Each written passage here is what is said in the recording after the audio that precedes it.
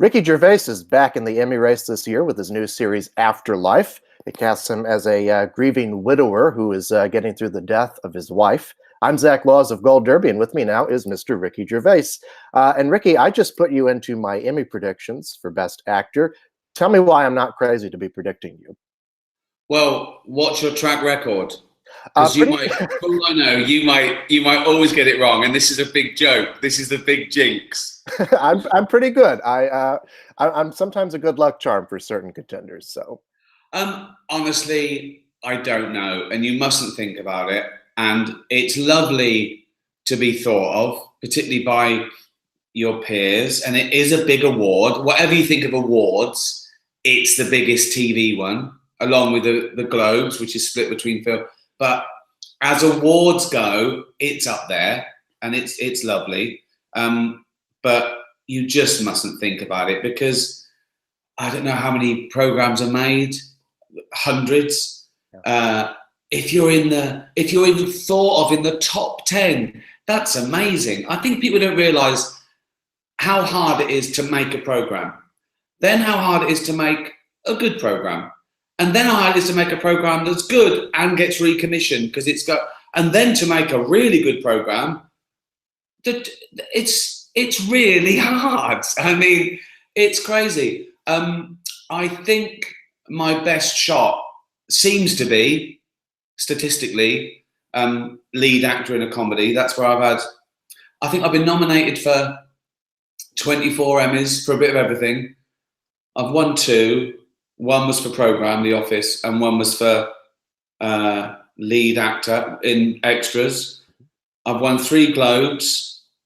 1 was for program, The Office, and 2 were for lead actor. 1 in The Office and 1 in extras. I think BAFTA's the same. I think I've won 7 BAFTAs.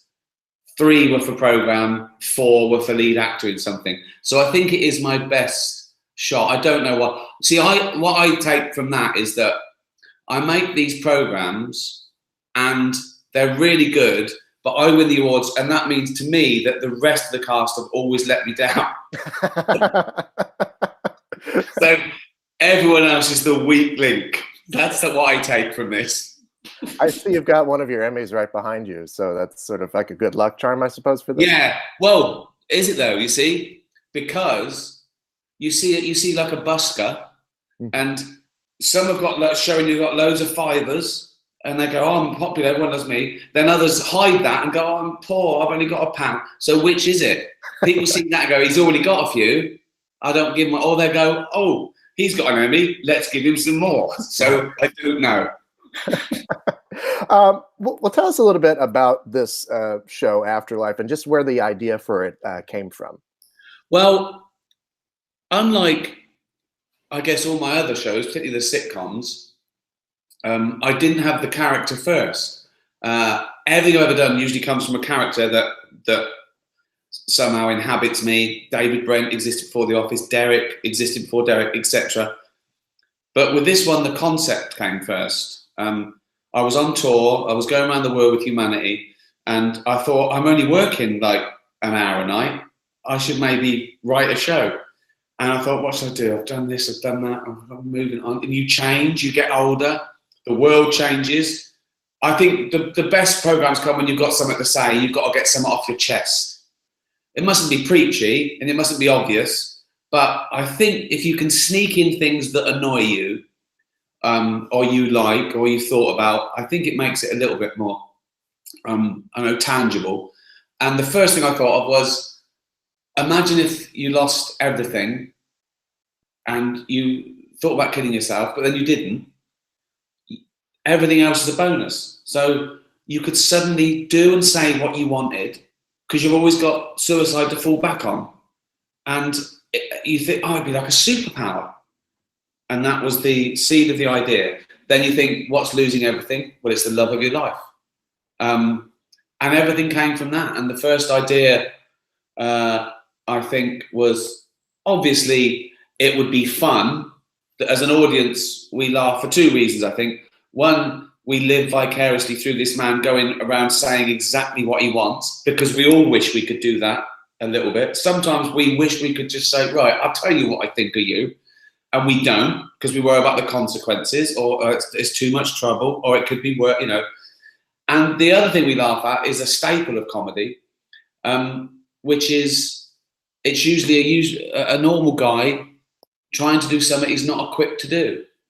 And Tony, he's trying to become a badass. He's trying to become a psychopath, so he won't feel anymore. And he can't do it because he's burdened with conscience. He's basically a nice bloke still. And so that's the dilemma. Can he become this verbal vigilante to make himself feel better? And that's the big question. I mean, the real big question is, if you lose everything, is life still worth living? That's the big question. That's the meta question. But the fun question is, what can you get away with? Yeah, I mean, I think that for me, the most surprising thing about this show, you've always mixed in bits of drama into your comedy and bits of pathos, but this is a show that feels more like a drama with bits of comedy into it because of how serious the subject matter is. I agree with you. I do agree with you. But over the last few years, I realised that there's no difference. If you're dealing with realism, there's no real tangible difference between comedy and drama. Real life is a mixture of everything. You know, you're having a laugh, then you find a lump. You're having a bad day, then something good comes of it. And every day is like that. Everything is yin and yang, and what you do with it. And so if you're dealing with realism, fiction is like that. And I mean, really, you do change and you want to tackle more serious subjects and darker subjects because you want to challenge yourself and the audience. And I think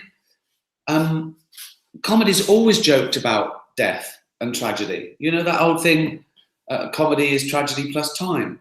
And that's true. I mean, it really is. It's just usually watered down and sometimes with a laughter track, so we can do it. But I also think the reason why things like this don't always get made is because everyone starts off with good intentions. They say, I'm going to be the bravest, most uncensored, uncompromised ever.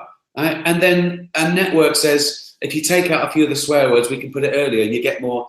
And you know, you shouldn't do that because they're very vocal and then we might have to write letters back. And gradually you go, oh, okay. And you take the compromise. And I think a lot of it is broadcasters and scared of media and scared of social media and scared of complaints. And they're second guessing an audience. They're saying, I think this would be too much for the audience. What they mean is we might get one complaint which is blown out of all proportion and we'll have to write a letter or cancel it or say sorry. Everyone is talking about these subjects in factories, in schools, in playgrounds, at the home. They're all talking about it and they're all making jokes about it. So why do we think they can't take it when it's put on telly? They can. And the more you pander to this myth, the more watered down and safe and homogenized TV and all art becomes. And so, I've always been a bit defiant, but I think as I get older, I don't want to get bigger or richer or win more awards. I want to be braver. I want to be less compromised. More honest. I want to be more honest, and I want to patronize the audience less and less. So then, going off of that, was this role particularly challenging for you? I mean, tapping into that kind of that grief and anguish. I don't think it was, because, as I say, it's very clear cut. It's a very clear cut thing that he starts off doing, and that's easier when even if I'm writing it for myself, if you like, when a direction's very clear and pure, it's easier to do. And the more complex it gets, it's harder because you have to tell the audience what you're thinking. You have to say, this character's acting like this, but he's not thinking like this. And that's the challenge. It's easy when you do a fake documentary like The Office, because we can have a talking head showing what David Brent thinks, and then we show, actually, that's not what's happening at all. So it's a little bit harder. But as an acting challenge, no, because again, it's real. I think it's easier to be real as long as you haven't got symptoms. And that broad comedy still exists. People acting, they're doing a funny voice or they're being overshocked. That still exists. And it's funny, it's great. And they get 20 million viewers, but it's just not what I do. So I think doing less is more in realism, if you know what I mean. So it's not, this isn't really, I mean, there's bits where the challenge was really what the audience think. Like, are the audience going to be okay with me saying horrendous things to a child and then feel sorry for me 30 seconds later? And again, if you do it properly and you explain what's happening, they go with it. They get it. Right. Well, let me just ask you about the audience reaction to this show, because, I think it taps into something that everybody's, gone through. Obviously, everybody loses somebody at some point. What has the reaction been like from audience? Well, that was the surprise. Now, to answer your first question, I've never had a reaction like it. And I don't just mean the size or the frequency of the reaction, because that could be a symptom of how many followers I've got on Twitter, or the fact that Netflix have got 150 million subscribers. There's no broadcaster like it, and it's constant. But it's not that. It's the intensity of the reaction. And you said it. People come up to me and they say, I didn't know whether I should watch it or not because I lost my mum last week. And it really, and the overwhelming thing is that everyone's grieving. Everyone's grieving now, or were, or, recently or distant past. And of course, everyone walks around thinking, oh, I'm grieving, I'll keep it to work. Maybe people don't want to hear that. But everyone's grieving. Everyone thinks a bad thing. That's the older you get, the more you've got to grieve about. So I think, if you do a grown-up thing about this stuff, grown-ups have been through a lot. They've just being alive is hard work, and you go through it. When you're young, you lose your grandparents. When you're my age, I've lost both parents, then you start losing friends and then siblings, and then, the love of your life, which is, the top of the tree, I think. But yeah, that's been the overwhelming thing that I took from this, that everyone's grieving, and everyone that was grieving liked it and thought it helped them, and they thought that it was dealt with well. So that's lovely, and that's, you shouldn't think of that, because you shouldn't be dictated to what's right and wrong, because I don't think art has a political motive or a responsibility as such. But as a person, I do like the fact that it's nice for people to say it helped, deep down. So it's been amazing. It's been amazing. Well, you're working on the second season right now. Two questions. Number one, can you tell us a little bit about what we can expect?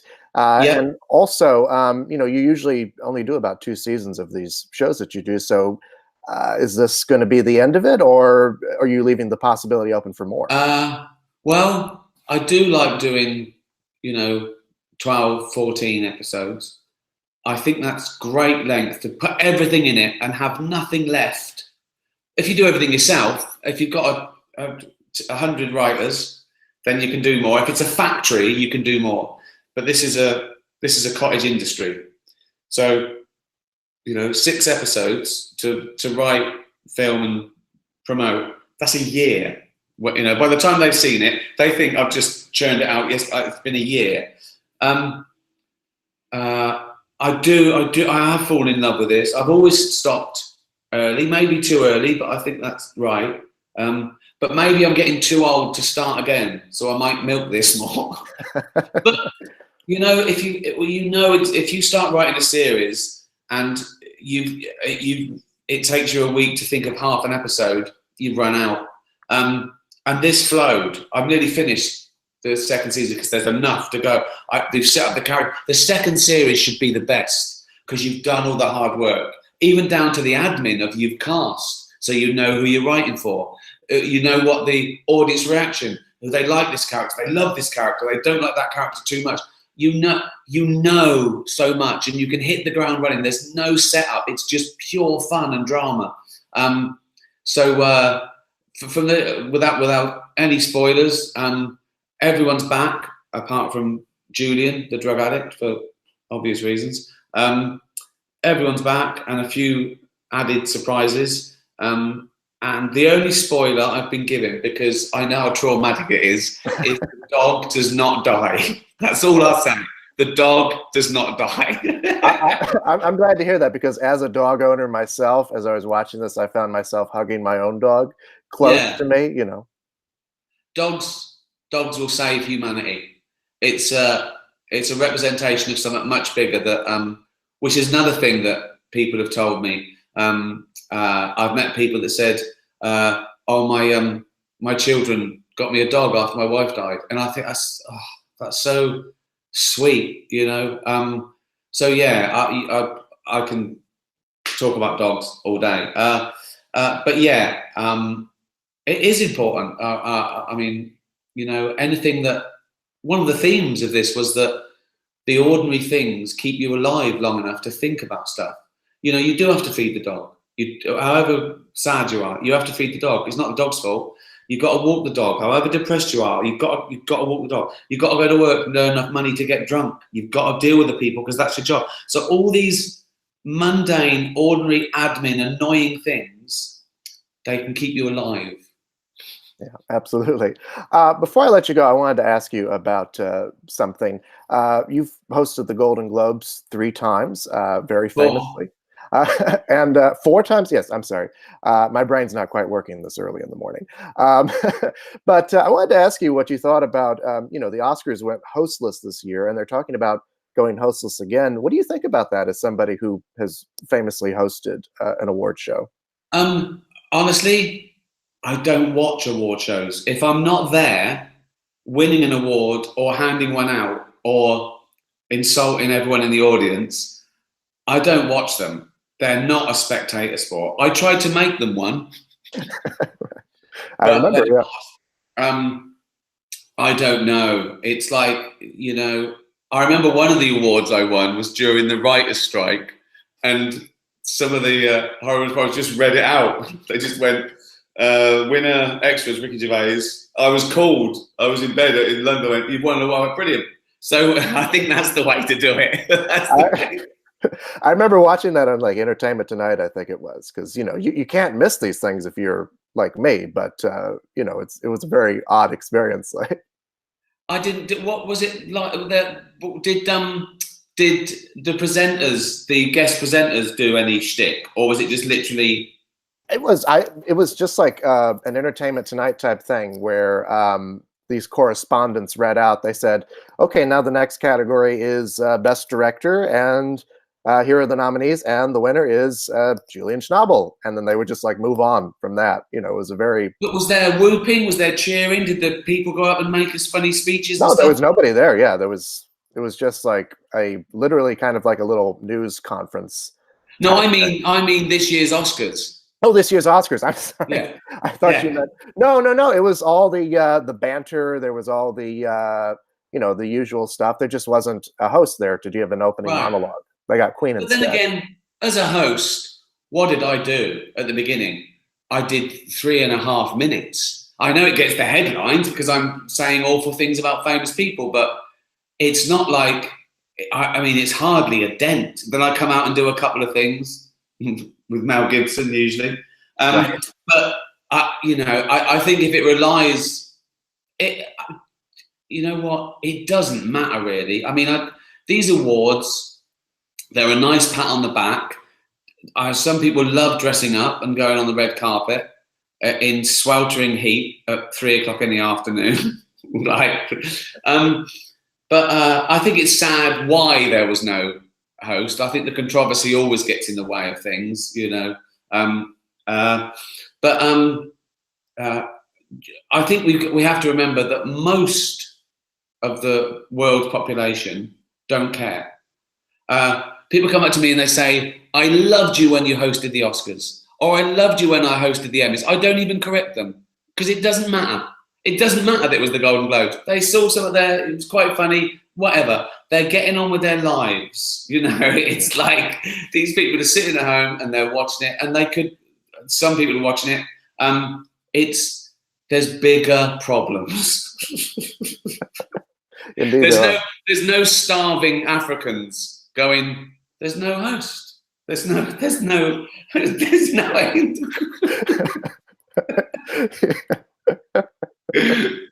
Well, Ricky, thank you so much for your time, and congratulations on the show. I know I've heard from a lot of people who really love it, myself included. Thank you so much for your time. Thank you, and thank you for sticking your neck out with putting me as this could put your average down. I know. I hope you pay off for me. So. Yeah. Ooh, I haven't got an Emmy campaign. I don't do anything. I'm in England doing the second series and on tour, so I've got nothing. So please tell people if you know anyone. I don't even know who these Emmy voters are. I don't think I've ever met one. They're a mysterious bunch, yeah. So Cheers. Cheers. Thank you so much. Thank you. And thanks to all of you at home for watching. Make sure you hit the subscribe button below, and make sure you visit us at goldderby.com for all the latest Emmy news.